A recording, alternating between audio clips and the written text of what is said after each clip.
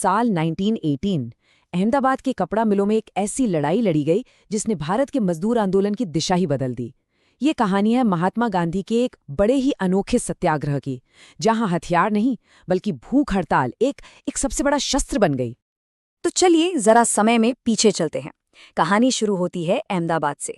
उस जमाने में ये गुजरात का सबसे बड़ा इंडस्ट्रियल सेंटर हुआ करता था। मतलब इसकी पहचानी थी इसकी बड़ी बड़ी मिलों से। और इन विशाल कपड़ा मिलों की असली जान थे वो हजारों मजदूर जो वहां दिन रात पसीना बहाते थे। और यही मजदूर बहुत जल्द अपने हक के लिए एक ऐसी लड़ाई लड़ने वाले थे जो पहले कभी नहीं देखी गई थी। जी हाँ, ये वही मजदूर थे जो अपने हक और इंसाफ के लिए एक ऐसी जंग लड़ने निकले जो इतिहास में हमेशा हमेशा के लिए दर्ज हो गई। पर सवाल ये है कि आखिर इस लड़ाई की वजह क्या थी? तो मिल मालिकों और मजदूरों के बीच के जो टकराव था, इसकी असली जड़ क्या थी?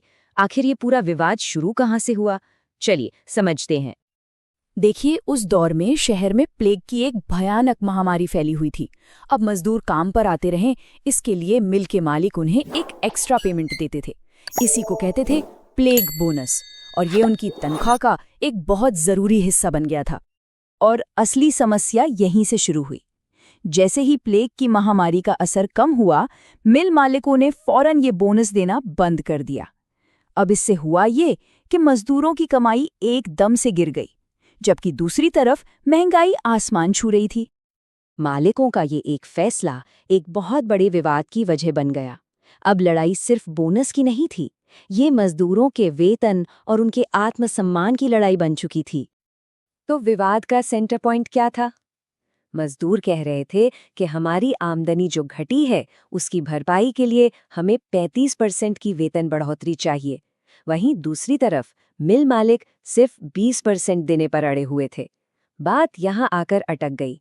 कोई भी पीछे हटने को तैयार नहीं था। जब सीधी बातचीत से कोई रास्ता नहीं निकला, तो मजदूरों ने एक उम्मीद के साथ महात्मा गांधी से मदद की गुहार लगाई। और पता है दिलचस्प बात क्या है कि मजदूरों को लीड कर रही थीं अनुसुया साराभाई, जो खुद एक बहुत बड़े मिल मालिक की बहन थी।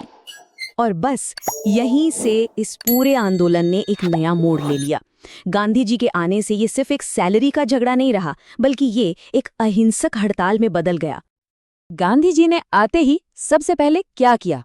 उन्होंने मिल मालिकों और मजदूरों के बीच बैठकर शांति से मामला सुलझाने की कोशिश की। दोनों पक्षों को सुना, पर मिल मालिक अपनी जिद पर अड़े रहे।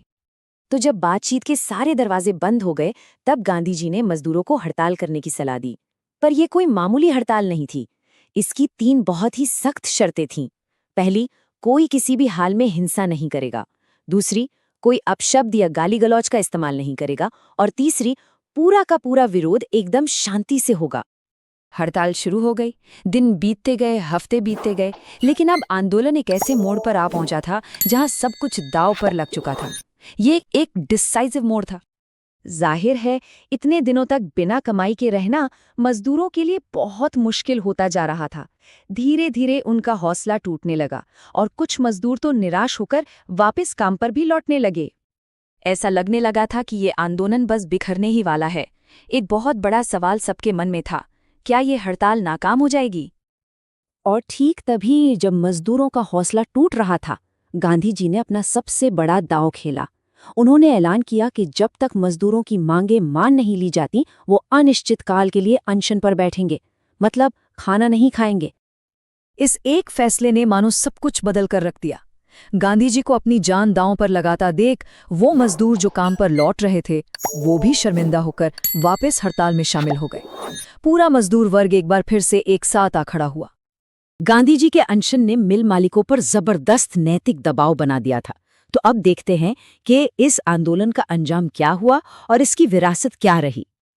और आखिरकार अहिंसा की जीत हुई। मिल मालिकों को झुकना पड़ा और उन्होंने मजदूरों की 35% वेतन बढ़ोतरी की मांग को मान लिया।